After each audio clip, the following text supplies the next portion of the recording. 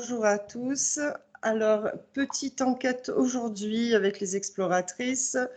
Aurélie est présente. Virginie va nous rejoindre bientôt car elle est en vacances. Alors, aujourd'hui, le thème de l'enquête, c'est Halloween, vous l'aurez compris. Alors, Aurélie.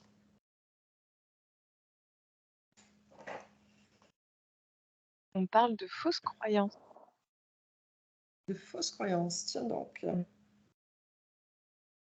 On me dit, on me marque faux ombre.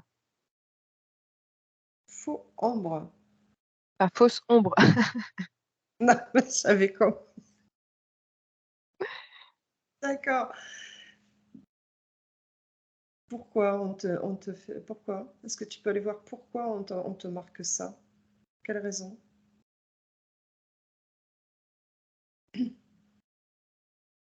Alors, on me montre en fait des enfants qui sont déguisés. Et quand ils marchent, tu vois, je les vois marcher ensemble, tu vois, presque main dans la main, aller chercher des bonbons. C'est comme si je voyais qu'en marchant, ils déposaient des fleurs, ils faisaient pousser des fleurs au sol. Parce qu'ils sont dans la joie, ils sont dans la bonne humeur, ils vont chercher des bonbons, c'est magnifique, quoi. Et, euh, et je vois ça déjà.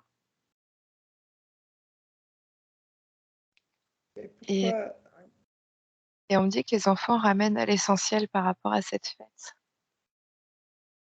la joie alors? Ouais, et puis l'amour.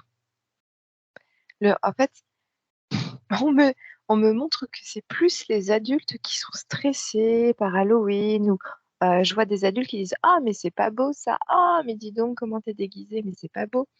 Je vois plus que c'est les adultes qui mettent des énergies lourdes en fait sur cette fête. Et je vois les enfants, mais qui sont dans la joie, qui sont hyper contents de se déguiser dans des trucs qu'ils n'ont pas l'habitude et que c'est pas conforme à ce qui est beau d'habitude. Et j'ai l'impression on nous ramène justement aux origines d'Halloween, qu'il y avait un côté convivial à Hmm. cette fête, qui n'était pas Halloween. Ouais. Qu'est-ce que tu vois?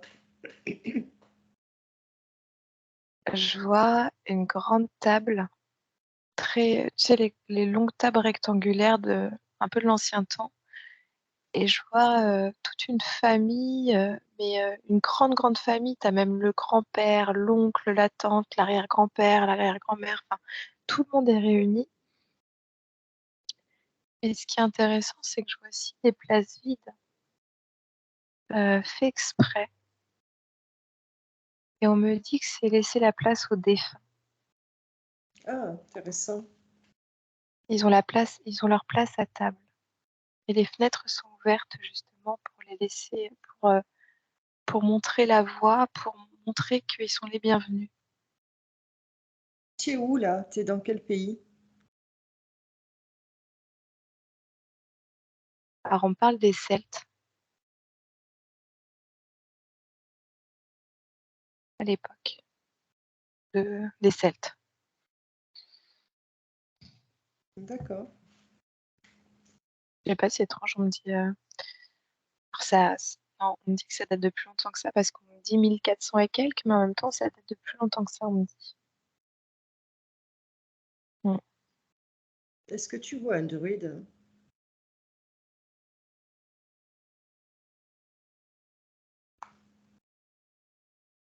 C'était pas tout à fait les druides. On me, on me dit que c'était les druidesses. D'accord. Et justement, c'est comme si on disait qu'on avait fait là très vite l'amalgame avec les sorcières. Et on a fait justement créer une fausse ombre, justement en mettant cette image de sorcière, tu sais, qui a le nez crochu, etc., la potion est faite pour empoisonner, alors que la druidesse est faite pour guérir, pour soigner. D'accord. Pour revenir à Halloween, c'était une fête dans tout le pays dans tous les pays celtiques? On me dit l'origine est celte de, D'accord. de cette fête, mais qui n'était pas appelée Halloween. C'était, on me dit, sur quelques jours. Ah, d'accord. Et que justement, on me montre que vraiment c'était pour ramener les défunts à leur table. C'était le moment de l'année. Alors on me montre, je vois des personnes qui récoltent le blé, tu sais, comme s'il y avait une importance aussi avec cette saison, où je vois les hommes en fait qui ont fini de travailler, donc là ils se mettent à table. Et c'est bon, maintenant ils peuvent se reposer. Et avant d'attaquer l'hiver, c'est comme s'ils avaient fait leur récolte, ils ont fait leur approvisionnement, donc ils peuvent se poser. Et c'est à ce moment-là que la fête se passe. C'est comme si c'était une période de transition saisonnière au niveau récolte. Et en même temps, il y a quelque chose qui se passe aussi au niveau de la lune. D'accord. C'est bien bien cette date-là. Donc le 31 octobre. Ben, le 31 octobre, pas tout à fait. On me dit que c'est vraiment sur les jours aux environs. C'est comme s'il y avait vraiment une phase très particulière au niveau saisonnière, au niveau de la Terre et au niveau de la Lune. Et c'est comme si c'était une période très charnière pour rappeler les défunts. C'est comme si les défunts pouvaient plus facilement venir et en même temps les humains peuvent plus facilement se poser parce que c'est la fin de la moisson, c'est la fin de la récolte. Et c'est la période où ils peuvent se rencontrer justement. Ah, c'est intéressant. Donc c'était pas forcément la- parce que c'est le 31, c'est juste avant le, le premier, c'est la fête des morts. Donc c'était pas, et après la fête de tous les saints, donc le 2, un truc comme ça. Je sais pas si je suis juste dans les dates, mais donc c'est pas ça finalement. Il y a leur Ah, place, et la place des défunts, mais c'est en fait, plusieurs. quand tu as dit le premier, c'est la Toussaint, je crois, hein, le premier. Je Et sais jamais, moi, je crois que tout, c'est la fête tout des de suite, morts et après c'est tout ça. ouais, tout de suite, on m'a mis une oppression au niveau du cœur et c'est là on m'a mis que c'était la fausse ombre. Enfin, que c'était. En fait, ils mettent l'ombre là où il faut pas la mettre et inversement. C'est-à-dire que c'est comme si cette journée-là, vu que c'est férié, tu vois, c'est là, ça nous permet d'être disposés à se connecter avec les saints, avec les défunts. Enfin, non, c'est les défunts et ensuite les saints. Mais c'est comme si on me disait qu'on avait manipulé justement de façon à ce qu'on ne se connecte pas au lumineux. Hmm, Parce que c'est pas le premier, c'est avant. d'accord.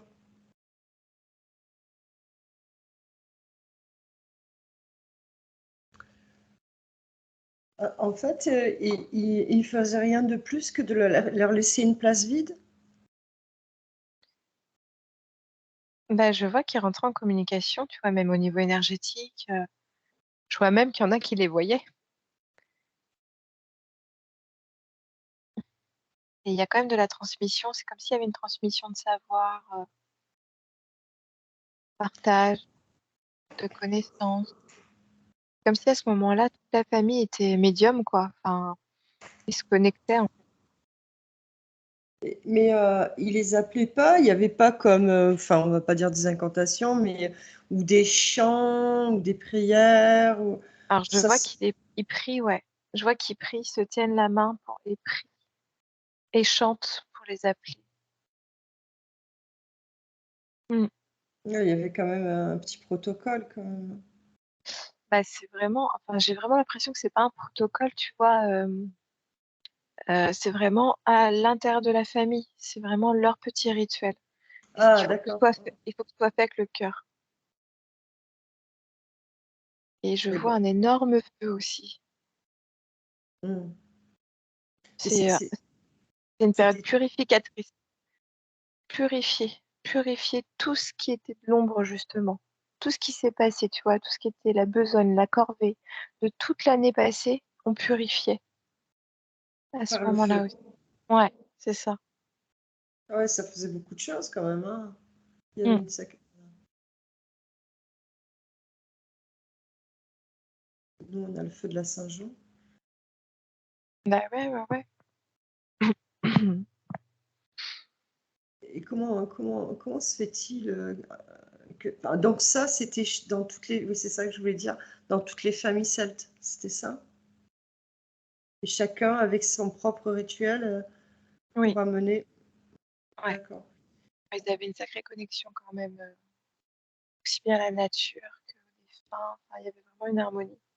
Et vu que c'était en rapport vraiment avec la nature, parce qu'on est dans les... Eux, ils se fiaient vraiment à la terre, quoi, aux saisons. Et là, on était dans une autre période. C'était fini la fin de la récolte, de la moisson.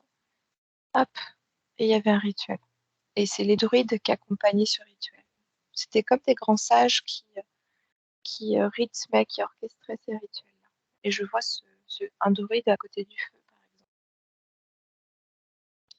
qui faisait des incantations de purification, de nettoyage, de toute énergie lourde, accompagner aussi les défunts dans la lumière, pour ceux qui n'ont pas été dans la lumière, etc.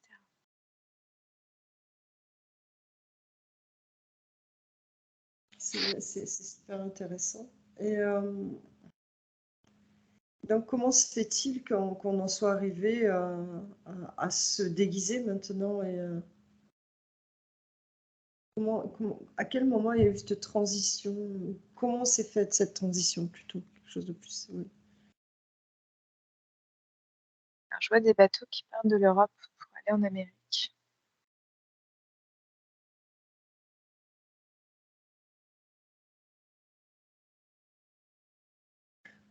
Donc là, c'est quand ils vont parler de la fête aux Américains, quand ils vont faire connaître cette fête, c'est ça? C'est les Ouais, Celtes que tu vois? Mm. parce que c'est les Celtes. Non, je vois des Ah, Européens qui ont pris connaissance de la culture celte. Sauf que c'est des Européens qui ne veulent pas cette culture parce qu'elle est trop lumineuse. qui ne veulent pas quoi? Cette culture parce qu'elle est trop lumineuse.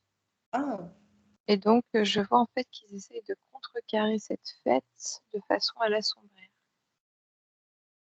Et d'où le fait qu'on essaye de créer une sorte de fausse ombre de façon à la détourner en fait de son origine.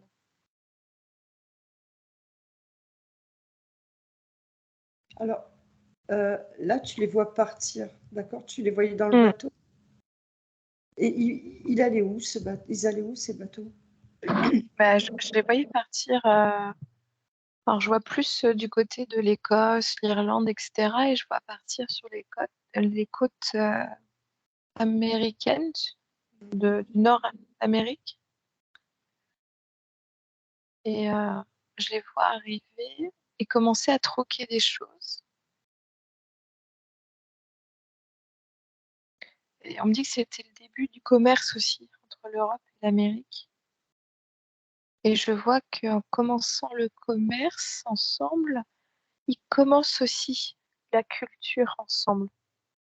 Ils mettent des traditions, des fêtes, des accords aussi sur quel mode ou influence on veut aller pour le peuple, les peuples. Et, D'accord, donc c'est eux qui ont amené la notion d'Halloween aux États-Unis, alors. C'est ça? bah, ouais, c'est comme s'ils avaient commencé à en parler de ce qui se passait chez les Celtes. Et c'est comme si je voyais qu'on disait non, non, c'est pas possible qu'on fasse ça. Parce que non, non, on pourrait pas. Il faut qu'on fasse quelque chose de plus commercial. C'est ce que je vois.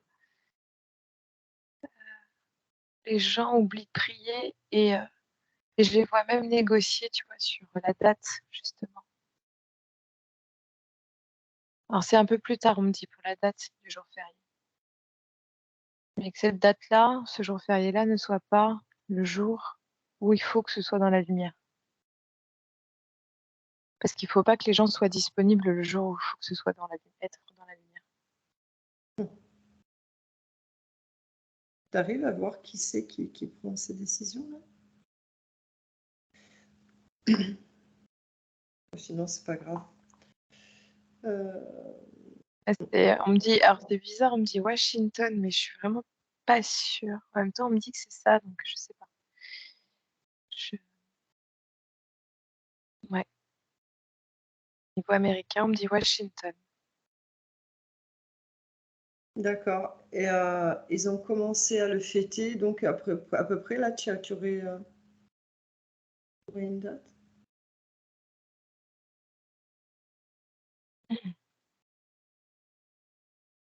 Je sais pas, on me dit 1700 et quelques, mais alors là, je suis vraiment pas. Pas grave. C'est compliqué, hein. Parce que si je dis Washington et 1700 que c'est pas ça. On s'en fout, c'est pas grave, hein. Mm. Et c'est les dates, hein, sous hypnose, c'est Mm. pas évident. Ouais. Ouais. D'accord. Mais Oui, pardon. non, mais c'est comme si je voyais des personnes avec du maïs au début. C'est bizarre. Et ça le transforme en popcorn. Comme si le but c'était vraiment de transformer l'alimentaire en fête, en. Ah, et puis on me ramène aux citrouilles après. Voilà. Ouais. Mm. Parce que moi, j'avais lu, ou je sais plus, enfin, il me semble que avant que ça commence par les citrouilles, je sais plus quel gars c'était, et en fait, c'était un navet, je crois, qu'il avait creusé, dans lequel Mm. il avait mis une bougie, ou il avait creusé, il avait décoré, je pense, comme les citrouilles. Ça. Mm. Et pourquoi les citrouilles? Est-ce que tu peux...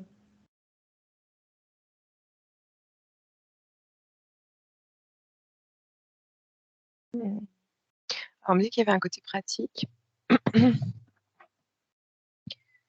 C'était gros, c'était orange, mais par contre, ce qui m'intrigue, c'est plutôt, j'ai l'impression que c'était plus l'aspect orange qui les intéresse.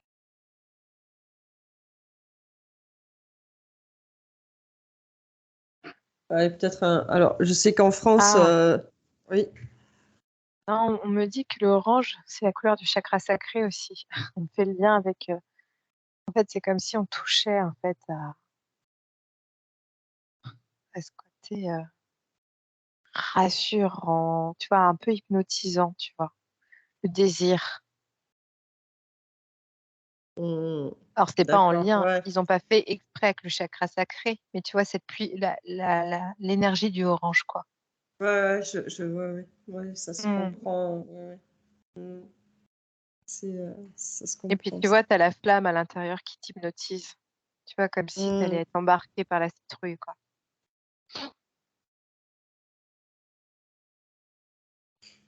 Et oh là là. Et pourquoi alors? Pourquoi c'est... Ah ouais, les déguisements de mort. Oui, c'est la fête des morts, évidemment. Pourquoi c'est devenu une fête, mais qui a été pour les enfants, en fait, hein, finalement. Ah, pour hypnotiser les enfants, pour les faire venir dans les maisons. Je vois qu'en fait, il y a eu de l'abus par rapport à ça. Des enfants qui étaient seuls, allaient chercher des bonbons et voilà. C'est malsain, en fait. Bah, ce qui a été détourné, malsain. Parce que comme je voyais, en fait, les enfants étaient plusieurs au début de mes visions et puis je voyais des petites fleurs, comme s'ils Ouais. mettaient un petit chemin lumineux là. Et je voyais aussi qu'ils étaient avec leurs parents et qu'il y avait du monde autour d'eux. Tu vois, c'est vraiment ça, c'est cette énergie des enfants ensemble qui est puissante. Mais par contre, je vois aussi qu'il y avait des parents qui, allez, vas-y, va chercher tes bonbons. Mais l'enfant, Mm. il est tout seul, même s'il a que, je sais pas, il a 8, 10 ans. Il est encore très jeune pour aller tout seul dans la rue, dans le noir. Mais c'était fait exprès. Ouais, parce que là, on parle des contes qui font peur, mais quelque part, ça fait peur parce qu'il y a d'autres personnages, voire des parents qui font peur quand les enfants viennent taper. Il y a quand même un jeu assez... Ouais, mais les enfants, ils aiment bien ça. Moi, je vois en fait qu'ils ont peur au début, mais après, ils adorent, ils trouvent ça bien parce que les parents jouent le jeu et ils sont trop contents de ça. Moi, ce que je vois plus, c'est le côté malsain de commencer à mettre en place une fête qui fait que l'enfant soit tout seul dans la rue. Et j'ai l'impression que c'était voulu pour aller vers d'autres choses vis-à-vis des enfants. Créer une vulnérabilité de l'enfant. Ouais, parce que c'est sûr qu'il y en a toujours qui ont des failles, hein. Bah, et puis, là, on en est. Ouais.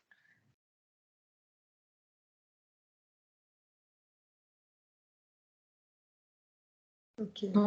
En plus, je vois, ils sont trop mignons. Tu vois, je vois un petit bonhomme, il est déguisé en fantôme. On le voit pas, quoi. Il est sous un drap. Il est trop à fond, quoi. Enfin, je trouve ça trop mignon. Normal, c'est un fantôme.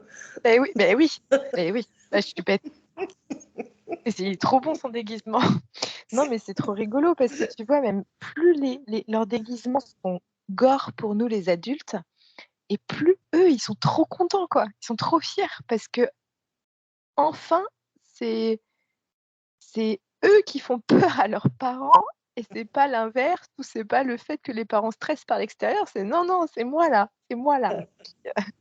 qui te fait peur. Toi qui me dis toujours que je suis trop mignon.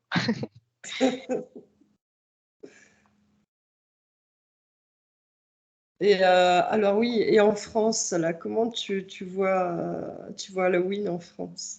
Ça arrivait dans les années 90, je crois, un truc comme ça. Ouais, c'est triste, hein. En fait, c'est comme si ça avait fait un flop parce que ils ont voulu aussi mettre ça en place sur le fait que les enfants sortent dans la rue tout seuls, etc. En insécurité, en Ah ouais, vulnérabilité. carrément. Ouais. Sauf que ça a fait un flop parce qu'en fait, on n'est pas du tout dans la même culture qu'en Amérique. Et je vois que les parents sont tellement préoccupés par leur travail, par leur quotidien, que je vois des parents qui disent ça sert à rien ce truc-là, allez, on fait ses devoirs. Tu vois, c'est vraiment moins de place à la fantaisie aussi. Ouais, c'est sûr que bon, c'est vrai que c'est arrivé dans les années 90, donc Mm. il faut peut-être le temps au temps. Est-ce que tu arrives à voir si ça va changer d'énergie ou c'est Bah, je comme vois, c'est. je vois plus que ça s'éteint, hein. Mais en fait, en fait, ça s'éteint pas parce que les parents veulent mettre leurs enfants en sécurité. Ça s'éteint parce que les parents sont préoccupés par leur quotidien. Ils n'ont pas le temps de faire ça avec leurs enfants ou ils n'ont pas l'envie. Hmm. Et c'est dommage que les enfants, ils ont besoin de faire la fête, hein. Ouais, mais moi je suis de cette génération où en fait mon fils il a ton âge et ça commençait à peine et ah, c'est quoi? C'est encore un truc des Américains, qu'est-ce qui vient de nous envahir, tatati, Mm. tatala. C'est quoi ces conneries, tatati, tatata. C'est vrai que j'étais pas, bon, c'est vrai qu'il le faisait, ben, j'allais pas non plus l'empêcher de le faire, mais j'étais pas trop Bah ouais, tu vois. Ouais, ouais, ouais. Ah, c'est une occasion de faire la fête. C'est vrai que c'était pas du tout, ouais, c'est pas ma culture et ouais, j'étais pas Mm. dedans. Et en fait, en plus, puis après, quand tu creuses un peu, ben, tu vois qu'en plus, c'est même pas américain, quoi. Bah non. Bah, c'est pour ça que je te disais la fausse ombre, en fait. Ouais, Ils ont tout Ils ont tout déréglé pour transformer ça en une fête qui n'est absolument pas une fête naturelle. Et en plus sur les mauvais jours, enfin, sur le mauvais jour. Et enfin pas du tout dans le but qui est voulu à la base. Donc ça alimente quelque chose qui n'est pas bénéfique, même si les enfants finalement, à eux seuls, créent de la lumière. À partir du moment où les parents les accompagnent, ils sont en sécurité, que tout se passe bien, que ça fait la fête, etc. d'accord. Tout à l'heure, tu as parlé de but. Qu'est-ce qu'il y a derrière ce but? En fait, moi, ce que je vois, c'est que c'était aussi pour tester les parents, de voir s'ils allaient autoriser leurs enfants à les laisser seuls dans la rue, Ah la vache. voir à quel point ils pourraient les manipuler par la suite. Ouais, c'est dur, hein. Mm. Oh là là, c'est hallucinant. Ah, ça fait flipper. Pardon. Ah là, c'est, Bon, tu pas quelque chose de joyeux là? Allez, je vais me reconnecter au petit fantôme. Ouais, c'est Alors, ouais, la petite lumière des enfants, c'est bien. ouais. Et tu vois, ça me fait penser au conte d'Hansel et Gretel, quoi. Tu Mmh. vois, ils voient la maison faite de bonbons, etc. Et puis ils vont se faire manger par la sorcière. Et j'ai vraiment l'impression que eux, ils voulaient ça, en fait. Ouais, ouais, bah, on a bien compris, hein. Tu as bien Mm. exprimé, hein. Mm. Ouais. Bah, vraiment, le conseil, moi, qu'on me donne par rapport à la fête, c'est vraiment ça. C'est-à-dire, oubliez jamais de faire la fête pour n'importe quelle raison. Mmh. Faites la fête, mais de façon lumineuse et pas pour suivre une norme, une mode.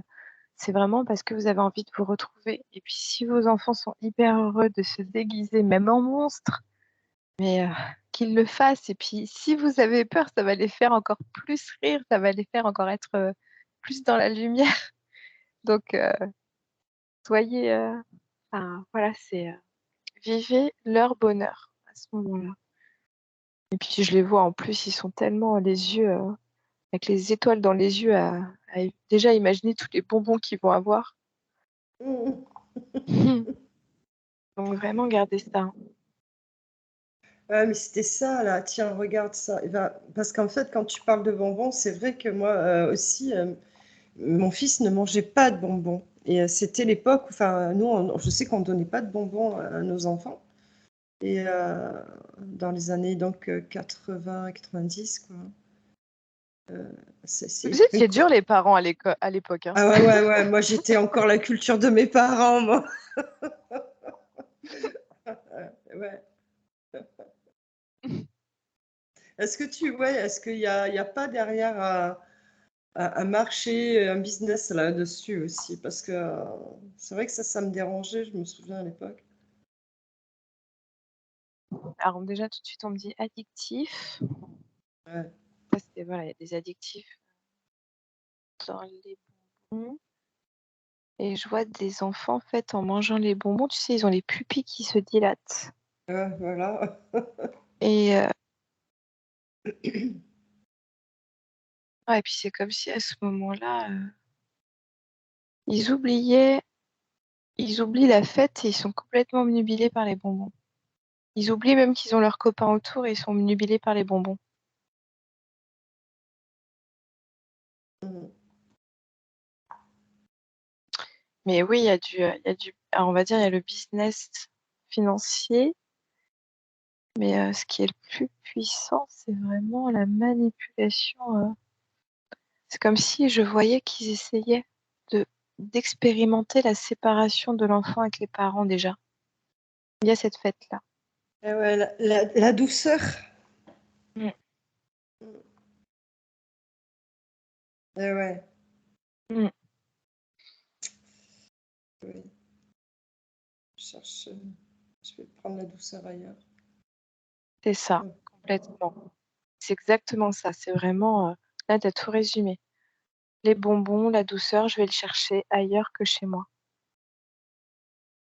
Mais bon, si tu es C'est accompagné de tes parents qui sont aussi déguisés, les parents vont aussi chercher le bonbon ailleurs, donc en fait, c'est rigolo. Et c'est là où en fait, faut jouer dans leur jeu à profiter des bonbons, mais sans jouer le jeu de la séparation. factice. Mm. Bon, les parents, c'est des enfants aussi, hein, un peu plus grands, mais c'est Mm. des enfants. Hein. Moi, j'aime bien les Ouais. bonbons. Moi, j'aime bien les grimaces et j'aime bien les déguisements. Moi, j'adore les grimaces et les bonbons. Voilà, vous savez tout de nous. Voilà. Ouais. Bon, Aurélie, c'est OK? Oui, c'est OK. D'accord. Bon, bah écoutez, on va arrêter là. Donc, on vous remercie. Alors, n'hésitez pas à mettre un pouce bleu, vous abonner si ce n'est pas fait. Et si vous voulez une session client, vous pouvez tout à fait nous joindre sous le descriptif. Au revoir.